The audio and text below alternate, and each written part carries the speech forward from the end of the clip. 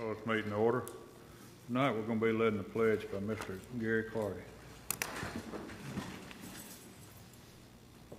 I pledge allegiance to the flag of the United States of America and to the republic for which it stands, one nation under God, indivisible, with liberty and justice for all. Thank you, Mr. Clardy. I'd like to welcome everyone tonight to our work session. Just a couple of additions that Ms. Michaels notified me on is number 8 is a textbook, and number 10, Mr. Clardy got the bids back on Eagleville School, so we'll be discussing that tonight also. All right, Mr. Totem. Are we ready for number 8, I guess? Any questions on the consent? Did you ask that one? I'm sorry. Anybody have any questions on the consent or the regular agenda? Mr. Jernigan? On the bids for items, I noticed that we've had a lot of requests for bids, but we only get back 1 or 2.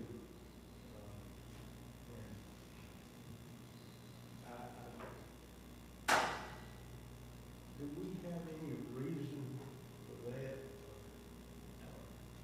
Sometimes vendors just, we in particular bid the problem. Well, we sent out 30-something requests, and that's 2 back. And that, when people request to be added to the vendor list, we add. And often we don't get funds back. We try to send out more bids, send out more copies that we possibly expect. That's kind of, it's an ongoing problem. Some of the things will be fairly repetitive, and we'll have 2 sheets of vendors going down. And some of them, we get 1 or 2 back. How much lead time do they have typically, Jeff? It varies. We try to, most things we give a fair amount of lead time, but we do have some things that come up that have to move kind of quickly, so they can confidence where we're, because of something coming up, we're trying to get them on the next order checked up. So we tell everyone it at least is going to be a 6-week process to board approval, but sometimes we have to move, it turns into more a month or something.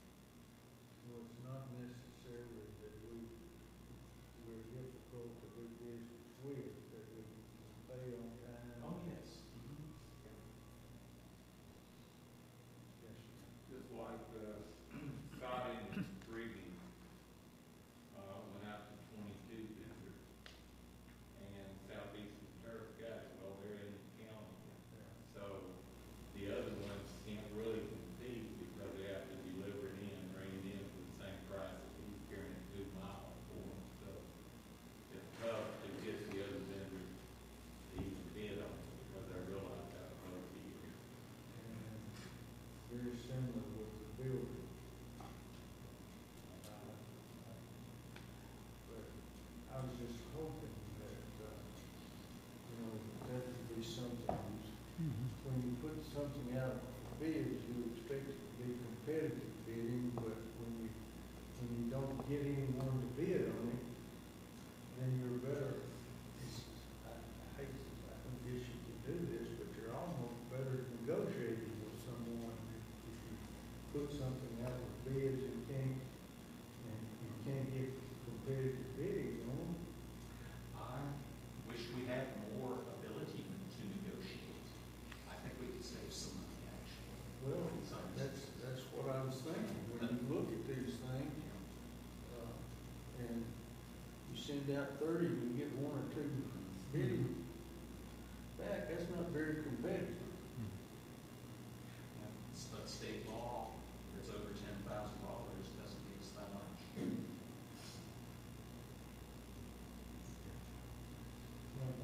That was Mr. Good question. Many of the things we bid are for the year. You know, you're building up items that maintenance may use or something like that, or schools, or Lynn Pater would be purchasing for schools or something. So, people really should bid because it doesn't mean you have to deliver it all at one time. Very often it's as the need arises. Anybody else? Anybody else got any other questions? All right, let's go to number 8. Number 8 is textbook adoption for a book not on the state list, Form ED 5196, local adoption, textbooks not on contract. The instruction department is requesting approval for local adoption of textbooks not on contract. The following books to be adopted including the rationale are the following. Advanced Honor Spanish for Native Speakers, El Hispano, I'm not going to say it all, I might mess it up. Conrad J. Smith, McGraw-Hill, Glencoe, 2001, second edition, 2006. This book and class will be for native-speaking Hispanics in course 3027, Advanced Honors. Currently adopted textbooks do not fit their needs. And this, again, is another case where you have a book that the state just doesn't cover all of the subjects you teach, and they leave it up to you to find something. Then AP Spanish Language and Culture, and this from Pearson published in 2014 with a 7-year license. The Spanish AP curriculum was revised by the College Board last year. This is one of the recommended books for the new curriculum that will help students pass the AP exam and earn college credit. Recommend approval. Motion for Rutherford County to request approval for local adoption of textbooks not on contract, those not included in the official list of textbooks as presented. Got any questions, comments?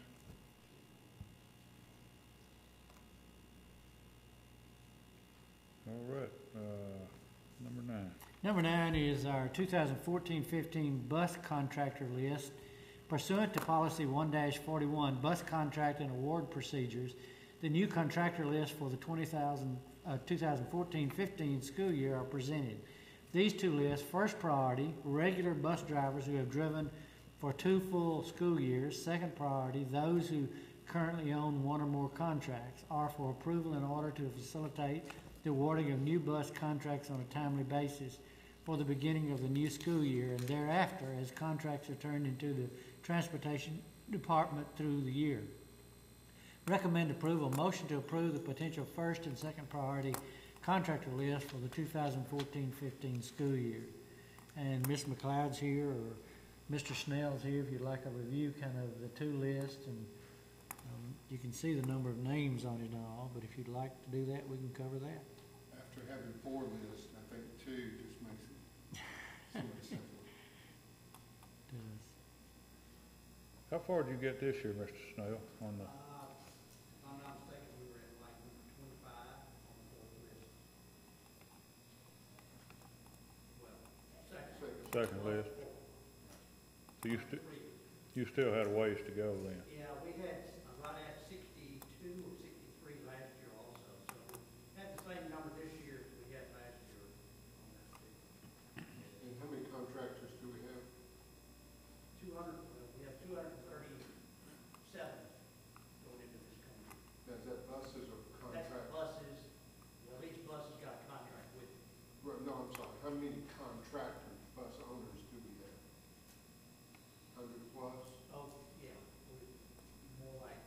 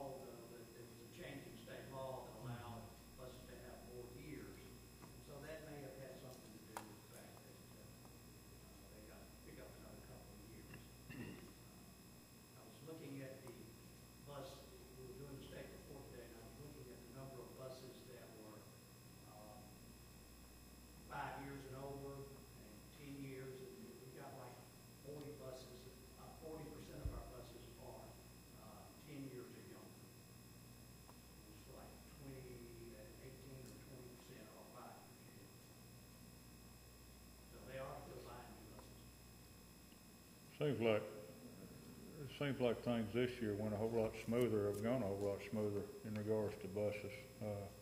Doesn't seem like we've had a whole lot of problems. You agree, or, I mean? Get better every year. Well, I mean, you know, a lot of them were turning them in on a pretty ongoing basis there for a while. Well, this past year was our first year on the new contract, Correct. and so, So you think whether that had anything to do with it or not, all that's working out yeah. well? And there's definitely about 63 on there, and so with regards to the contract, it seems to be going real well. Good. Anybody else got any comments? I was just gonna say, this is a real testimony, I think, to see that list of bus owners that's on it. You're right, I think they have evaluated the situation, and said, hey, this is okay. I think that adds, like you said, that adds a great deal of stability to the organization. When you have that. I for one, am certainly pleased to see it. He said no buses are turned in. That's pretty important and impressive statement, I think. When you get around a group of superintendents, very often there'll be some talk about buses and all, where they're trying to operate their own. I have great difficulty getting replacement funding for replacement buses. They were very concerned about they said the only leverage they often had with the county commission or something was the bus was too old. We got to replace it and all. So some of them were concerned, but our buses tend to be newer. And when people own their bus, they take a lot of pride in taking care of it and seeing how clean it is and that sort of thing, mechanically and all too, because it's their livelihood. So I really think we have the best system. Anybody else? All right, number 10.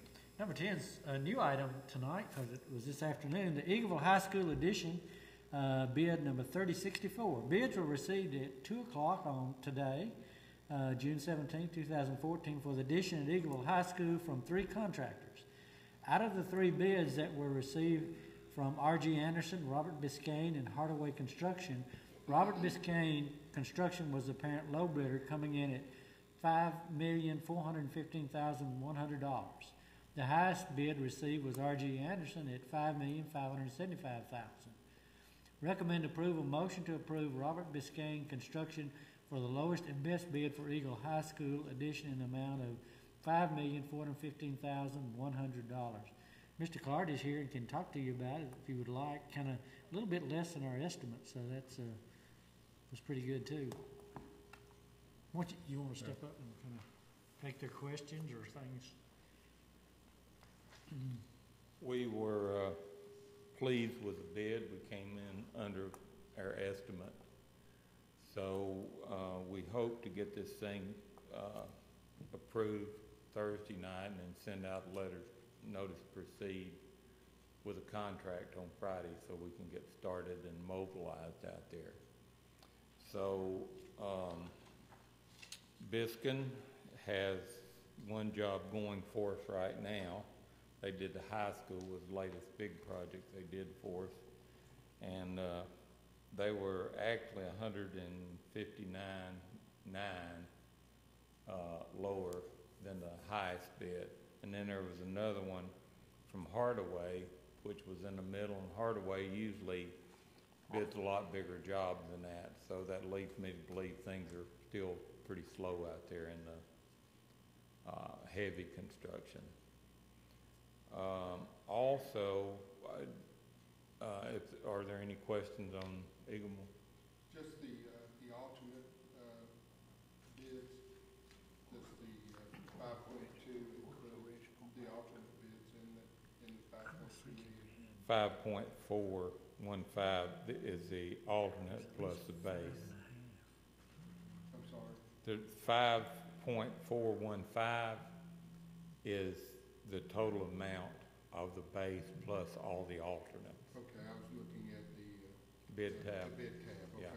What was our estimate for this project, architect estimate and all, do you remember? Originally, you know, for a few years, we carried a 4.8 estimate, and then I increased it to 5.9 a year ago, just to make sure, because we had some projects coming in higher than our estimate. So we still have a little money left under, but there's some things that we want to accomplish out there that is on our list. For instance, we're creating a temporary parking lot for the students, and once those students move back to the other parking lots, we'll try to pave that parking lot to give them some extra parking and different things. Of course, we're paving that access road onto New 99. And then, I don't know if you've been there for a while, but if you go down into the elementary wing, there's some floor tile down there. It's awful. It's the color of this. And so we're replacing that. And I know that was one of Rhonda's big deals. I got a request from her every 6 months to replace that tile, and we're finally getting around to doing it. Then we have reevaluated the schedule at Blackman, the addition that's going on there at the middle school, and we think they're going to be about a month and a half late due to the weather that we had, the bad weather, the freezing and the cold. Plus, we got started a little bit later because we were a little slow in getting funding for it. So Mr. Shelton has made arrangements to take care of those students. We will have the cafeteria part finished, so we won't be in the building disturbing classes and that type of thing, but the main classroom and the gym will not finish until, 45 days later than anticipated. We did not open zone, that school, we didn't open it up this year, which our intention was to possibly do that, maybe help a little with the Rock Vale issues and all. But it was because what we were seeing, we were afraid we might get an extra couple of hundred out there or something, and then all of a sudden it wouldn't be completed. So if it's near the end of September or close to the 1st of October, probably a good thing we didn't do it, to start with. Does it feel like we'll hold off till fall break and make a transition then, or will we go ahead and? Well, it's the 6th grade, and you're gonna have to furnish it too. So it'll not take a lot to really move in there. It'll basically be what teachers are assigned will move, their things. Okay.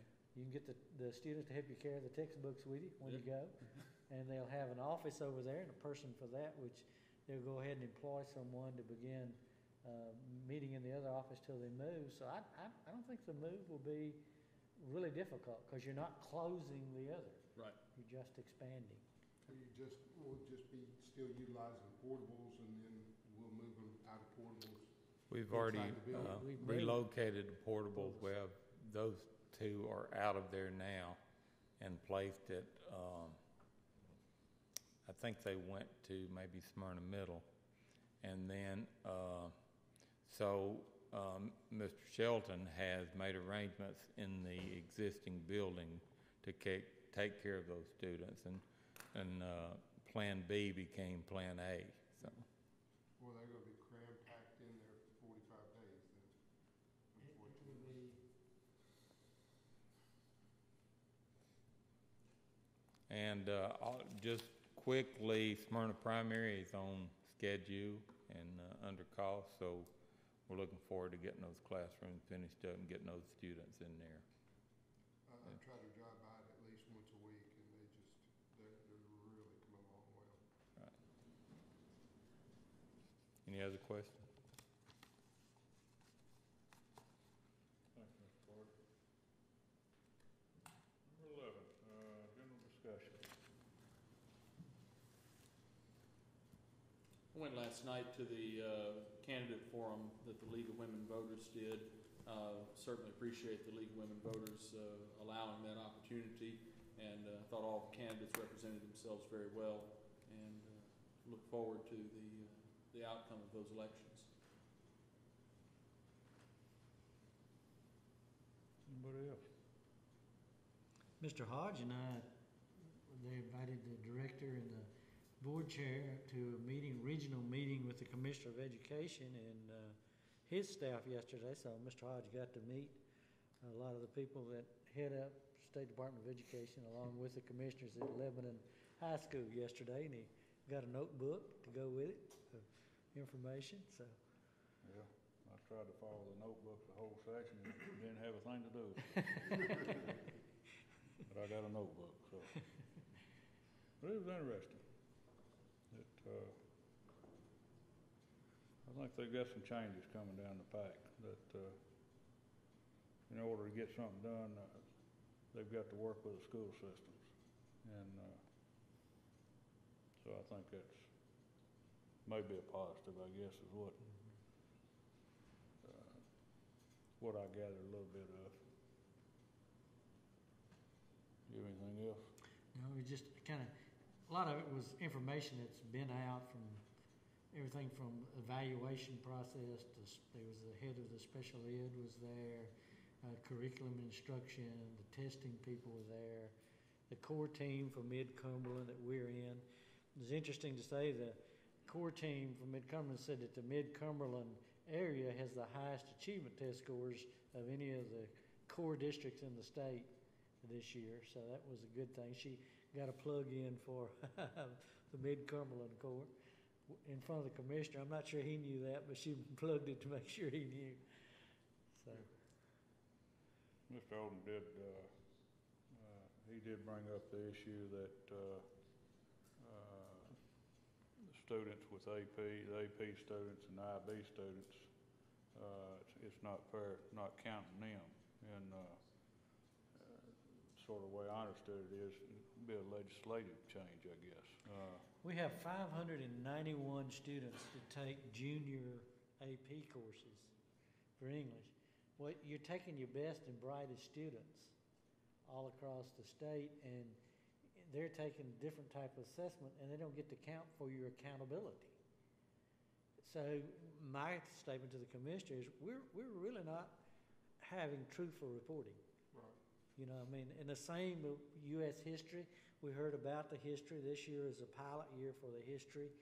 A year from now, there'll be new history exams and all, and you're not going to see 95% plus. It'll be like the math and English the first year, so there'll be lots of social studies teachers in shock probably after the first year of that, because it'll be much more difficult than it's been. But that's going to be true again. There's so many kids take AP U.S. history. Also true of the IB program at Oakland. You know, all these kids are being skimmed off because they say the feds will not approve them that assessment to account for the accountability piece under the old No Child Left Behind. But almost all of those would be proficient. You'd have so close to 100% proficiency with that group. It's hard to take out several hundred and not count. So my message to him, since Tennessee is the first one on the race to the top thing, and ours is the one that's up for approval now, because we got the waiver. We were, you know, us and Delaware, I guess, were the first in the nation to get the waivers. We're leading whatever they give Tennessee and Delaware. Now the rest of them are probably going to get about the same thing. So we need to be leading this change, you know, and to question some changes. So my urge to the commissioner was that let's step up and make the argument for what it should be, and see what happens here. You know, let them tell us no.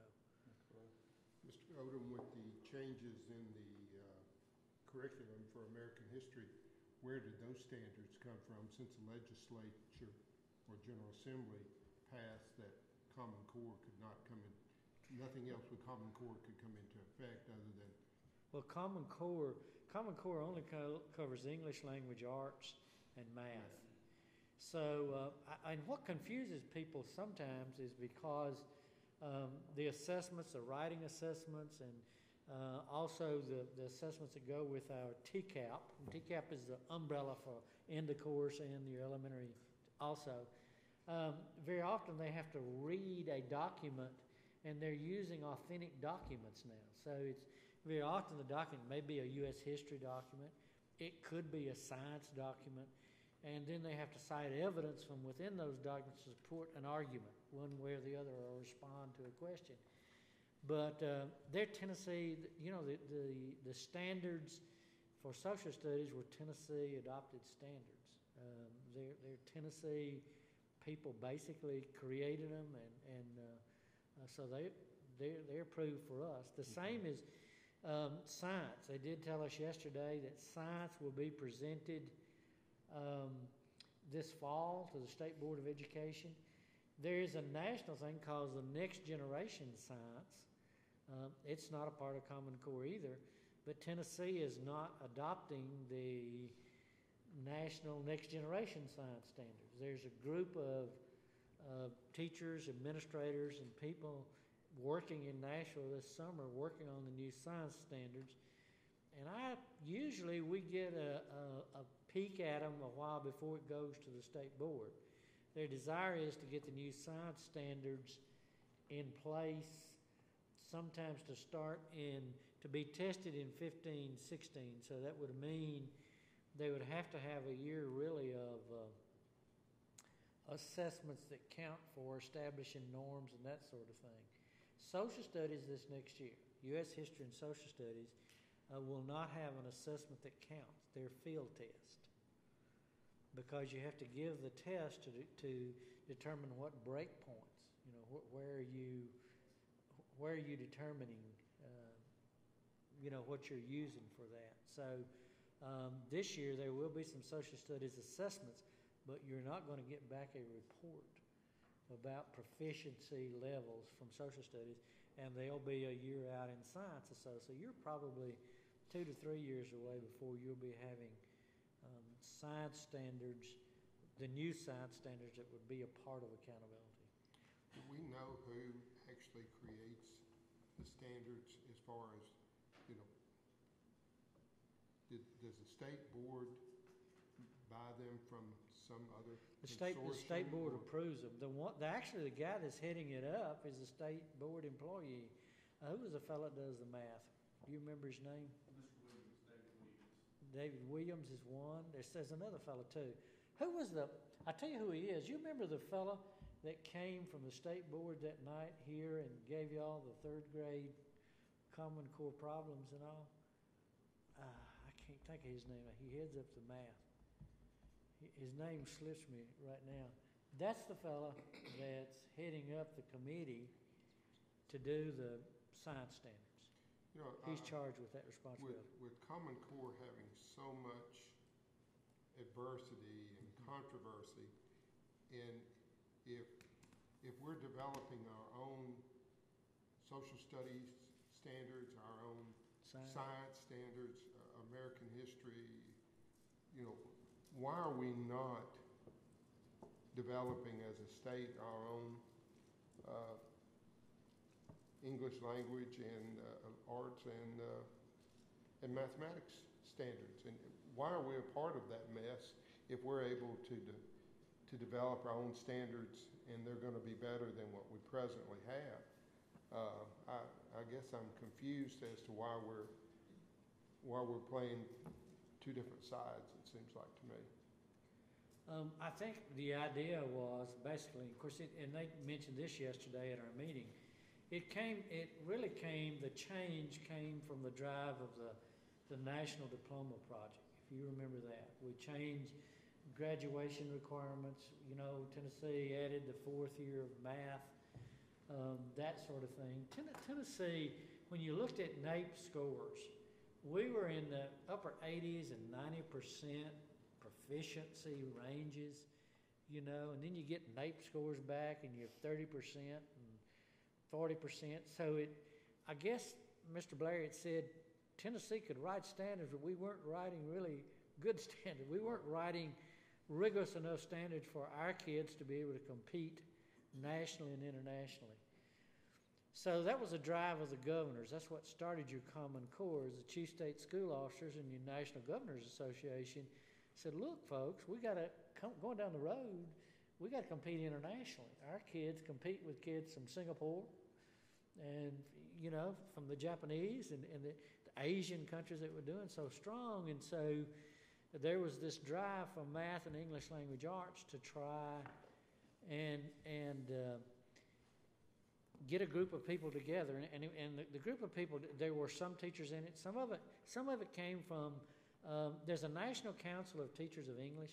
There's a National Council of Teachers of Mathematics, which works some with the, you have a national organization of math teachers and a national organization of English language arts teachers and social studies and science, so on and so forth. So very often these groups have a part in it.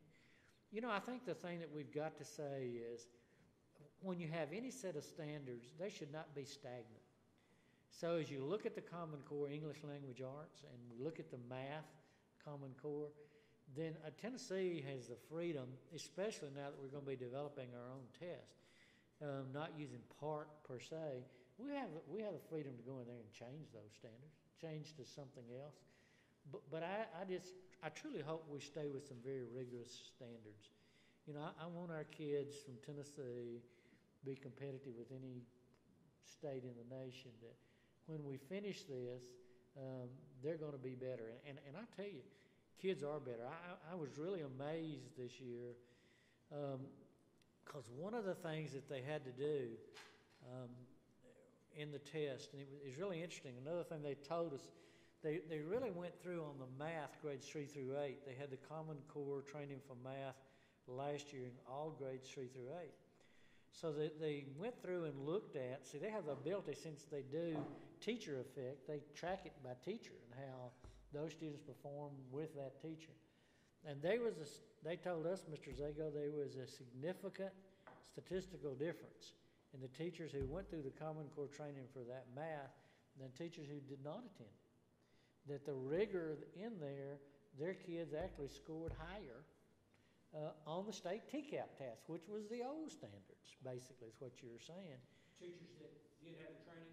The teachers had the training, their students scored higher than teachers who didn't take the training.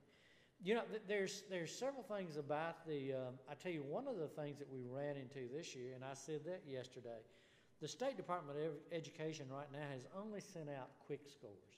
Quick score for parents or people that's listening to us on TV or the replay of this, the quick score was the percent of questions correct the students received on their TCAP test. Like if an end-of-course test had 50 questions, the percent of questions they received correct is their quick score. And that's what was factored in grades 6 through 8, 25% of the second semester grade, and 15%, 20% in our grades 3 through 5. That was the quick score. But the state still has not had the full analysis on other factors about that test. That's still going on by SAS, which is the one that does our value added, and they'll get some of those reports back.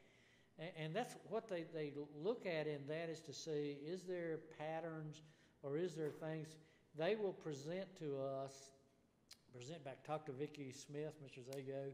She was there yesterday too. They'll give us back some item analysis about what type of question that the most kids are missing, that they're having difficulty with.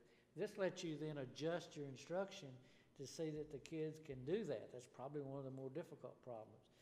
But some of the problems on the test are weighted. In other words, every problem is not like on the quick score, that wasn't considered. But when you have a question on the test, this question is more difficult. Maybe it's worth 1.1 or 1.2. And another questions are 1.0, the more difficult questions. But what we found is, and it's really interesting, and it was echoed by the people there yesterday, there was a particular problems this year with 3rd grade and 7th grade. And for the like of me, I cannot understand why some years a certain grades test, and you tell it by you have quite a few more students less proficient. I mean, the kids don't get dumb in one year. You know, I mean, that doesn't happen. So something about those tests, and that's what they're studying now, is what was about that 3rd grade and that 7th grade test that may have been different. And that's part of what's called equating. And so what they do, Tennessee has to have a fresh, non-redundant test each year. That's part of the bid process of what they do. So to do an equating, somebody or a group of people sit down and put a difficulty level on that question on the test. Is it a 1-point question, or is it a 1.2 question, or 1.1, or whatever? And they're supposed to equate last year's with this year's and say they're equated. So when you add up all of the difficulty levels, the points should be within an acceptable range, the same. But it's really interesting to me when it's different. Now, we noticed one thing with some of our younger students, because they're also, as part of Common Core, teaching them to solve problems by drawing diagrams, drawing charts, using certain mapping techniques to do it, to solve a problem, that we had several students in the lower grades that did not finish their test this year. And I expressed that to them. And the lady there representing Williamson County nodded and said, yes, we saw the same thing. So sometimes kids took an alternative method to solving it, and they didn't realize it was a timed test. The constructive response questions they do, and the state did those, where they also give you credit for, you may not get the right answer, but you're on the right path. You're making the right drawings, you're drawing conclusions, you just got the wrong answer when you kind of got to the end, and you get partial credit. But the thing different about a TCAP, it's a time test. And those constructive response tests where they can get partial credits in their problem solving, but writing equations, drawing diagrams, graphs, that sort of thing, are not timed. So some way we got to get this worked out, that the kids realize when it's time, they're going to have to go to the shortest method for solving it, or the state's got to work on something like that. My question is, ACT and SAT are able to equate year after year after year those scores, and they even give out their old test questions to people to study, but they equate very well. Why can't our people get together and do their equating to where that you don't see swings in scores from one year to the next? There's something, we're not there yet. Let me put it that way, in my opinion. Mr. Odom, as a board member and for parents, with the history of Tennessee not having history of Tennessee, the two things they told us yesterday, and they said one of the things that would be different, that Tennessee history in the new standard is going to have a boost up in the number of questions and the things that will be involved in that. Because we haven't seen the assessments and all what they look like. But I'm sorry to interrupt you, but they said yesterday that Tennessee history would be a bigger part of the social studies assessments. With the failure years ago of not having rigorous standards, how as a board and we can reassure our parents that the ones that are being developed now by Tennessee are actually, rigorous, rather than the ones where we did so poorly with NAEP, in the early 2000s. Well, I think the third-party vendors that are not state test people help us tell that. If NAEP scores continue to rise, if we do better on NAEP, if we can get better on ACT, and the other things that are independent tests, if AP exams get better, that's a third-party vendor.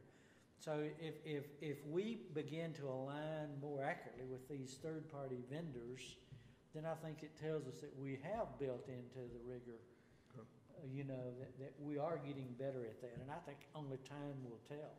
But I think with Tennessee being the fastest growing NAEP state ever this last year, tells you that something has gotten some better, Yes, sir.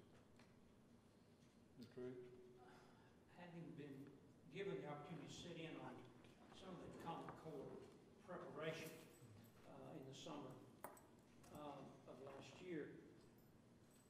The question, I have a couple of questions. One question relates to just what you've said. There is some concern that with the drawing of math problems and solving problems through graphs and charts, some kids don't function that way. Right. Some kids grasp in a different manner. I would call that visual learning. If I You know, were a lot to of our define it. special ed kids actually that way. What was really interesting early on, some of the kids that had learning disabilities handled the drawings and taking a circle and putting it in its fractional parts and all, than they did trying to memorize some of the other facts. So that was interesting too. But I think that was one of the concerns that was generated, is that some people perceive that to mean we're telling you how to teach, specifically teach with this pattern. Am I way off base, Mr. Zager? Would you say that there were concerns of, hey, you're giving us the manner, the method to teach, and it was a slightly different manner or method, so that created a little bit of confusion. Yes, sir, it's a change in those techniques. It did, but there wasn't a great necessity for that. That was just an extra value item to use. If A didn't work, try B or C. It's just an additional tool in the toolbox. That's the way I perceived it. However, I think there were some people who perceived it as direct instruction. This is what you will do. There's always that group of people. Yes, there are. And I think as a result of that, it reflected poorly on the thing we call Common Core now. I think it gave it a negative outlook to begin with. Another question I have is, do we use in the county system something like ThinkLink through the year? Are you Yes. familiar with the ThinkLink? Do we use the ThinkLink or something? We use ThinkGate. We have ThinkGate. So you bought a different product than We had ThinkLink once Yeah, upon a okay. time. And we have 3 different test banks. It's actually the 3 major test banks. Measurement Inc. is one of them, which is our writing assessment, along with ETS and some others as well, are the major test banks that are out there that are being developed and used. for Okay. testing. How often are those administered, those tests? Are they It's those 3 times a year or? Some schools, those tests are administered weekly, every 2 weeks. It's a formative assessment that are developed by that team of teachers that teaching that group of children at that school. So they develop their own assessment to assess that specific skill that they're teaching in that subject. We do two As- districts a year. As a system, we've given that twice this year, Okay. 3 times this year. We're going to cut it down to 1 time next year because we have a very good grasp of the PLC process at the school level. So we don't want to over-assess our students, but we have to have a certain tool to know where our schools are compared to other schools. Has that assessment in any way figured into their grade? Or is it just a tool that says, here's where we are, we know where we want to go? No, sir, it's So, a formative assessment, which means it's just for our information. okay, for your information Some only. teachers are using some of those assessments that are developing themselves as summatives, which means this is the final assessment for what I've instructed. I am confident within a certain interval that my students understand the subject matter that I'm teaching, so now I'm going to give them assessment and put that in the grade book. I think one thing The that- majority of our assessments are formative assessments, where just for teachers' information so that they can adjust and monitor their instruction and improve student learning. I think one thing that the average parent, average citizen doesn't understand is how much information is being gathered from tests of that nature so that you can move forward with those students. I mean, you generate a great deal of data on each student. The You're teacher absolutely has right. access That's to, statement. But it's by skill. Yes, it's by skill, It's but by at the same skill time- level. Yes. What skill is that student deficit in? yeah. And how many students are deficit in And I say that to skill? also say this is also an indication of how hard teachers are working. Oh, they are. Because it is a very intensive effort. The paperwork that's generated in this paperless society that we now live in is enormous. And teachers, in tutoring, I've been given, hey, Johnny needs this. This is the question he was asked. This is the answer he gave. This is the answer he should have given. And this just is tons of information. that these teachers are working with. So I just have to take my hat off, if I had a hat on, to the teachers for all the effort. It amazes me how organized they are in attempting and pursuing this goal of reaching whatever standards they're asked to meet, you know. Yeah, we can change standards every year if we want to, but it's going to be basically the same thing. You're going to learn to add, subtract, multiply, and divide. You're going to look at graphs and charts and discern from them, you know, what does that mean? When the line goes down, why does that go down? You know, when you got the bell, what's that mean? So there's just so much that teachers work with, and I just don't think the public, by and large, understands. They're sending their kids to school. These teachers are working very hard and following all the demands placed on them by the local, by the state, and by the federal government to accomplish the goals that they're asked to accomplish. And so we just need to continue to support them in their effort, and we need to find ways not to confuse them by saying, you know, where are we going? I had a teacher tell me once, and I mentioned this to you today, if you're going to don't teach decimals because they're not going to be tested on decimals. Well, if you're teaching fractions, decimals and fractions are in tandem. You know, they work together. So I just have to ask myself, why don't we fully understand how hard teachers work? And the data, the stuff that they were able to tell me about the students I was tutoring was amazing. Gary, he needs to do A, B, and C. That's his weakness. And, you know... Yeah, and that's what's been so different about education. That's one of the changes that I've seen in the last few years.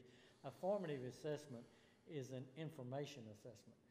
And the purpose of it, and you can either pull from the test bank questions or teachers can write their own questions.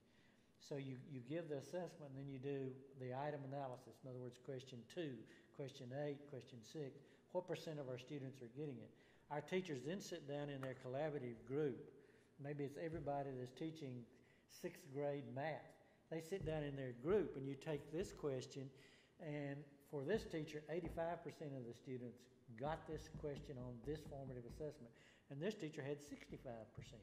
Well, the conversation then becomes, what technique, what did you use? Did you use some kind of manipulative or something to help your students learn at a faster pace to do that? And that's where everybody grows. And a manipulative is? And a manipulative could be blocks or something that people can have in hand to visually connect.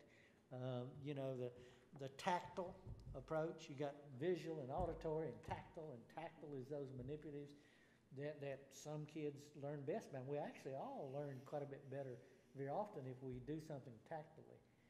But teachers are working really, really hard. But the formative assessment with ThinkGate or whatever it is are information type assessments that help us know specifically.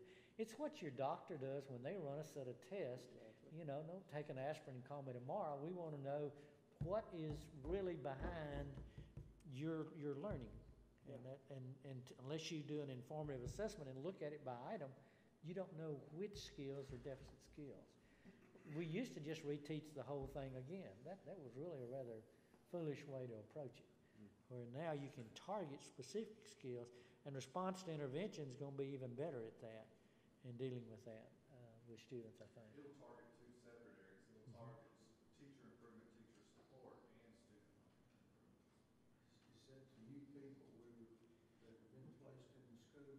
That's part, and see, that's one of those requirements that the Tennessee went to identify students for special education. The RTI squared was response to intervention and instruction is the two I's. Is actually in place for regular ed students and kids that you give additional time and support to. If they don't pick it up that way, then you track it. And that will be the new way to determine this kid needs another level, which could be special education, because the other interventions, everybody, for instance, in elementary school, everybody gets an hour of math a day, an hour of reading language arts.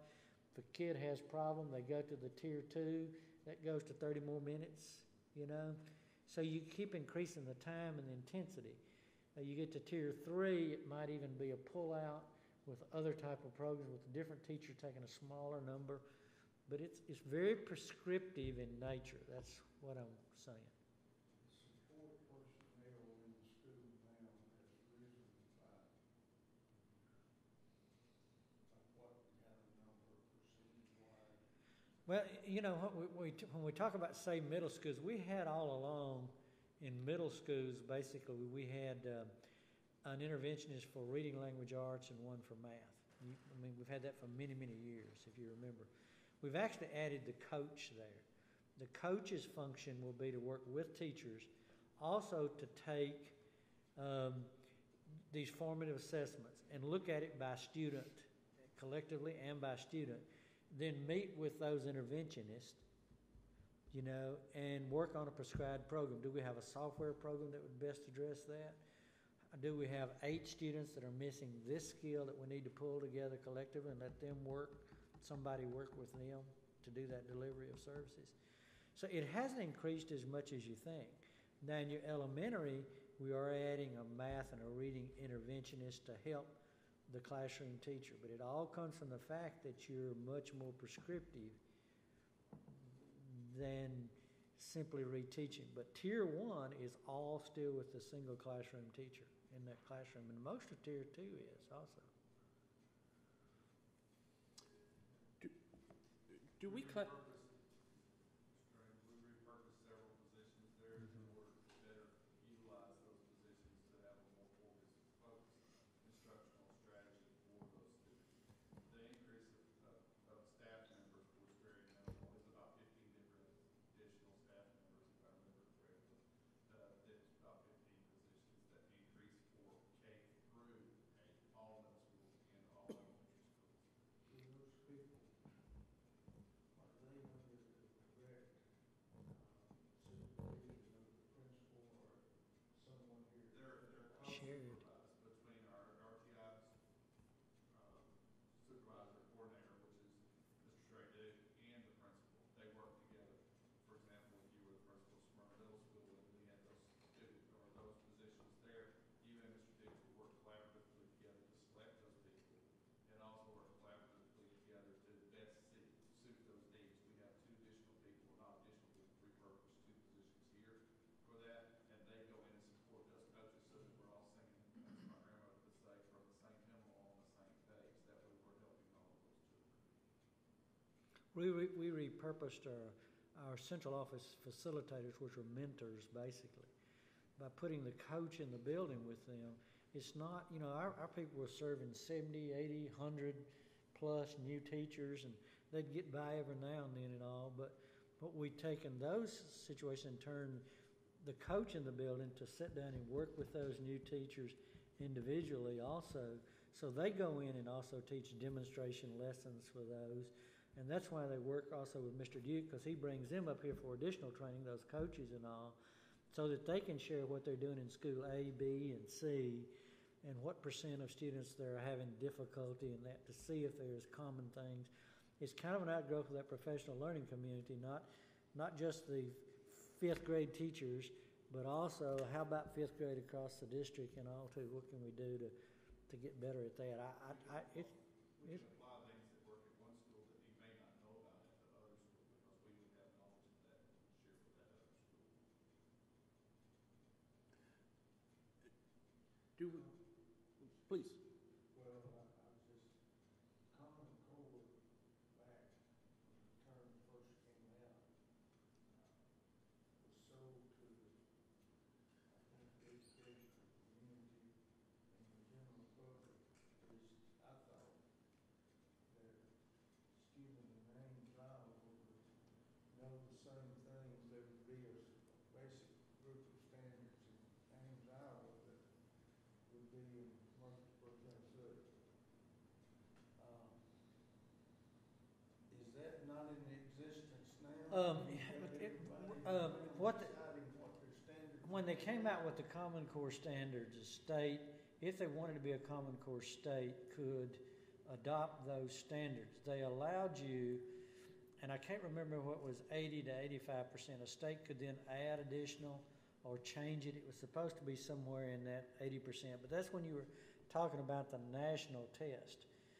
And the worst thing you can do is give a test to kids over something you haven't taught.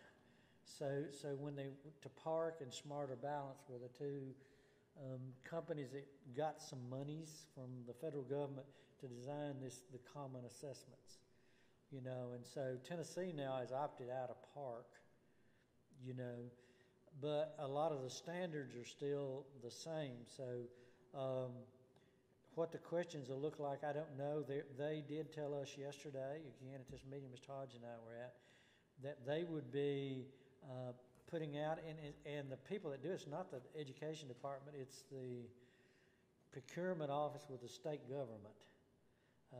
But what you do in a test like that, you give a testing company, those that want to bid, you give them the standards, and you tell them to write assessments, you know, to cover those standards. Then there'll be state readers that will come back and read it and look at it and say what they think about it, give feedback and all into the question. Of course, there's all sorts of things that go into that. Cultural bias, you know, they have to look into it to see, have you tried to eliminate that as much as possible, you know? And so all of that's a process to get a test that's equitable, and it won't necessarily be cheap or easy to do. But in general, back to your Ames, Iowa question, if they both adopted both the English language arts and math, it'll be relatively close, I'd say, with that 80 to 85%, somewhere in that range, which will be nice with textbooks, because you have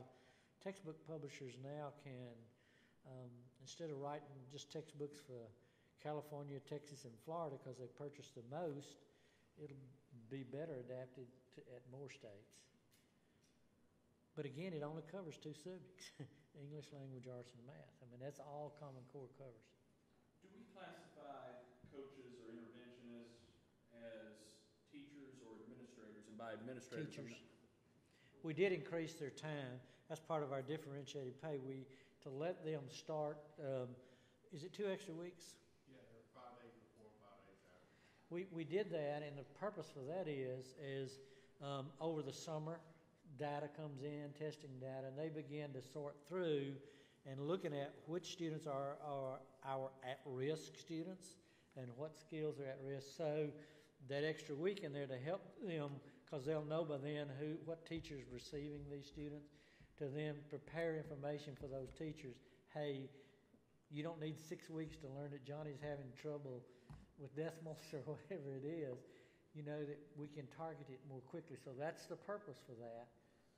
Summary at the end with what testing data has come out, and then lead-in data to help get started more quickly. You have shared with us in the past, Mr. Odom, that 2013 Tennessee report card showed that in comparison, Metro-Davidson had about 7 teachers per administrator. Rutherford County has over 20 teachers per administrator. And that certainly has an impact on budget and such, but I think it also is an indication about what we're talking about here. There is... They will work with students, if that's your best answer to, are they administrators or teachers? They work with students. Right, but our interventionists and our interventionists work with students, but the thing is that our teachers not only are being effective in the classroom and are using the training, but they're also being equipped through the PLC to analyze the data. Whereas I think other systems may be, and I'm not in the other systems and I don't know, but I'm trying to figure out how do you justify an administrator for every 7 teachers. And I think to myself, you must be putting extra levels of administrator to analyze the data. Whereas we are equipping our classroom teachers not only to be effective teachers, and it's a tall order that we're asking them to do, but we're equipping our classroom teachers to not only teach the subjects, but also analyze the data that these assessment tools are giving them so that immediate feedback, immediate impact on the student in the classroom can occur. And I think that's the real key to our effectiveness and to our efficiency of being able to educate at the level that we are, $1,200 a student, less than the state average. I think it's incredibly important that PLC community and the effort that takes place and the way we do it in the half-day setting and the effectiveness of that. The number of standards that we have in the state curriculum, am I correct that when we moved from the previous Tennessee state standards in language arts and mathematics to the Common Core, that there was a dramatic decrease in the number of standards? Is that correct? Yeah, they used to say Tennessee never saw a standard it didn't like. And so you'd have to have 125, 130 teachers almost a standard a day. Right. They tended to drop between 25 to 35, typically was a range. It's a little different by whether it was a math English and the grade level that it might be, but they're more all-encompassing standards. It doesn't mean that they're not prerequisite skills that you need to bring to that, but teachers understand that. In other words, the standard now is more of what is your target up here that you're trying to get to? And then the teacher, through these formative assessments, now looks at the pieces and maybe missing pieces for the student so that they can attain this standard. Right. That might do that. I think when we talk about Common Core, that shift in standards, that's a dramatic change to go from 130 standards in mathematics to 35. And why would we do that? And the reason we do that is because of the feedback of teach to the test. When we have 130 standards, every single day we've got to cover a standard, we've got to move to the next one the next day, we've got to continue on this process, can't get the train off the tracks because there are 130 of these we've got to cover.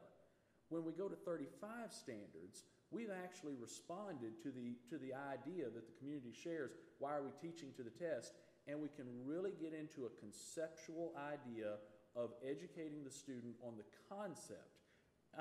Is the constructive response test and that manner of assessment, is that kind of a new thing in the assessment, or has that always been present? It's fairly new in Tennessee to do that. It was done in some other states. I mean, the Massachusetts and places like that, some of your leading educational states have been doing this for a number of years. But a constructive response is where a student, it's not just an ABC answer, but they write out their answer. Right. And I say to people, when you think about the job market, when you think about how this country becomes leading in so many areas in technology and things that we've been able to do, that engineer does not just get the answer, but he has to understand the processes that are required to get to that answer. What are the little nuances and things that put it together? And I really think the direction we're moving in Tennessee now with constructive response and all, you're going to have more students are having to think through the process of how I got there. And what are the other pieces, and how can this look differently? You got an equation there. What does that equation look like in graph form? What is it?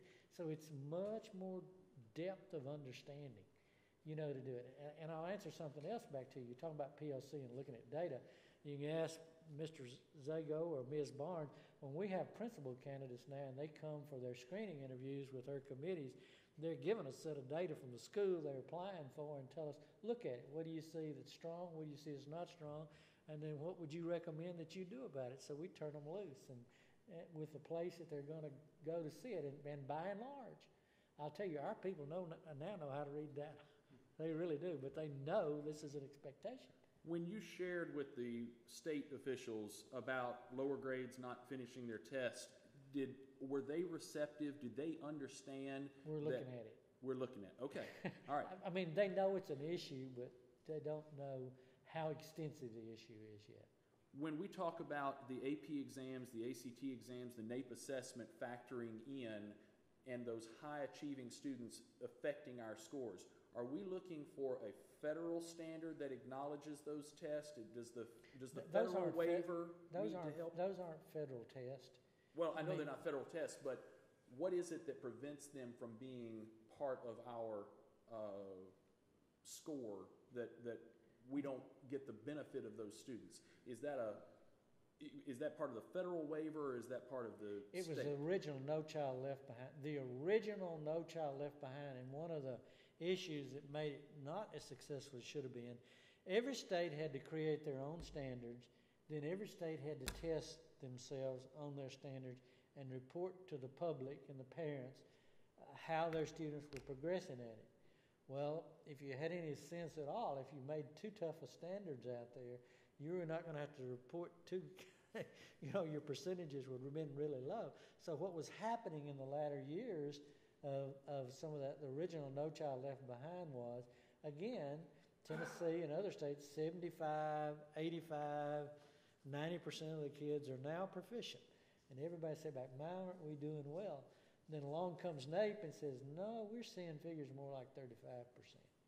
And if you remember when we had our not the current Common Core, but they did give us about 4 or 5 years ago now, a new set of standards, and all of a sudden when those new set of standards hit, the math went from about 82, they was 35% in some areas of proficiency and all, and 40%. So it just said all over again, we recognize that this isn't a game we need to be playing, with numbers. We need to have a set of rigorous standards, and we need to try to get our students to be able to attain that. And one of those pieces is to train your teachers and teaching staff. Tennessee has trained roughly, another figure they gave us yesterday was about 40,000 teachers, which is a significant number of Tennessee teachers. And one of the advantages is when the state does a training, it gets them together. And I can't tell you, how many of our people are leading these trainings? How many was it this year? 59 teachers leading, Yeah. administrators leading the training. We had the most leaders of any system. That they chose our people.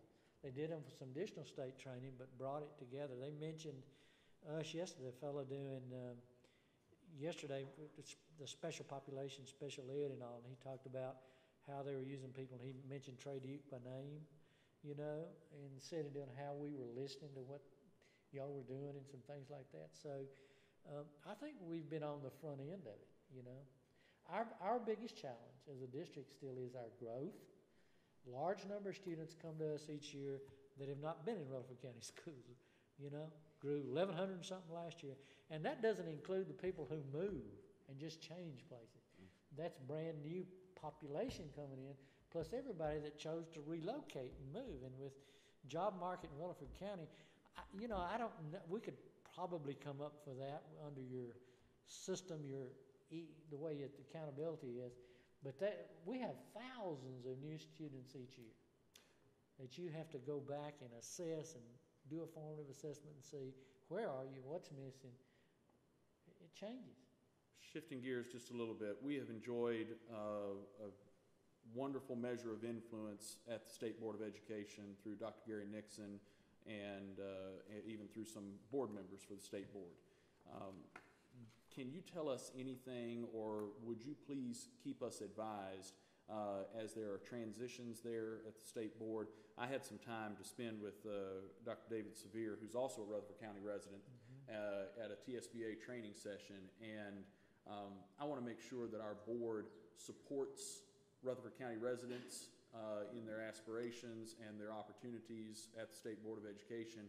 And when we need to weigh in, if you would alert us to the opportunity. The State Board chooses their executive secretary, just like you choose your chair. Right. So that person will be picked by the State Board. And I would hope David Sevier, Dr. Sevier, would be interested in stepping up and doing that. He's been there for several years and was former Rutherford County teacher, lives here in Rutherford County and all, just as Dr. Nixon did. But again, I don't know. I don't know how that will. Sometime this fall, they will take that up. I don't know what month or. If you see the tea leaves, let us know. Okay. My thinking about the standards from 130 to 30, whatever the number is like taking a chapter in a textbook. And as you go through that chapter, by the old system, each page more or less was a standard, each couple of pages. And then when you get to the end of that chapter, by today's You really got the question at the end. that's the standard. Yeah. The And end the two of the chapter. questions to right. it. You got Yeah. that's right. You've got the chapter. You've consumed the chapter. You've regurgitated the chapter, if you will, and then now you're ready. You understand the chapter. Well, that's the new standard, and just took 10 standards, or in this case, it would be 4 or 5, and condense them into one. Am I off base? No, I think you're right on. You know what I still say to people, I've said it, it's sitting right here, and I say it at other places that I go when people, do not like Common Core, or I'm not happy with the standards. All I say, they're on the website, they're there for the public to view. Go in, look at, if your child's in whatever grade, whatever subject, look at that standard and ask yourself the question, is this something I want my child to know? Yes or no? That's not a hard question. Is that a skill I want my child to know? You know, I truly believe this, and I may be 180 degrees wrong, but many of the people who complain about the standards and related to Common Core have children who are accomplishing those standards quite well. They're doing a great job of understanding all of those things that they're asked to understand. It's just got a bad name. It has a bad name, and it hasn't been able, it's not been sold. I had a teacher tell me the other day, it wasn't sold properly. And perhaps that's true. Maybe it wasn't dressed up. Maybe it came across as a forced issue instead of hey, let's work together and raise the level of education. Well, my message is don't take what somebody else said. Go look yourself. Go look. Just go look at the standard yourself and ask yourself the question. Do I want my child to know this or not? It'll answer the questions for you. I have to wonder, with Massachusetts leading the nation in education for the states for all those years, how do the standards that we're now applying, how do they compare with the standards that Massachusetts had for all those years of success? That's a question I would like to know. I can tell you what was said to us at the time when Tennessee came out and we saw math scores and things go from 80%, 90% proficiency down to 35 and 45, that when they did an analysis that Tennessee's standards were in the top 5 toughest in the country. Now, I don't know whether that was people telling us that or not, but that's what they said at the time. So I don't think we have lax standards at all. Or again, I don't think it would show up on NAEP that you're doing better. Now, are we still where we need to be under NAEP standards? No. It takes years for kids going through more rigorous standards to build that content and that ability, that analytical skill that it's going to take. You have to have foundation. You do. Anybody else? You've got the public hearing tonight on the budget, if anybody's interested, at 7 at the courthouse. So that. Everybody hear that public meeting, public hearing on the budget at the courthouse at 7? Tonight, the public hearing commission, Budget and Finance is doing their public hearing open to the public tonight at 7 p.m. at the courthouse. Well, with Well, Mr. Sandvik and I will go in case there are questions. without a looming tax increase, I would say it probably won't be well attended. So.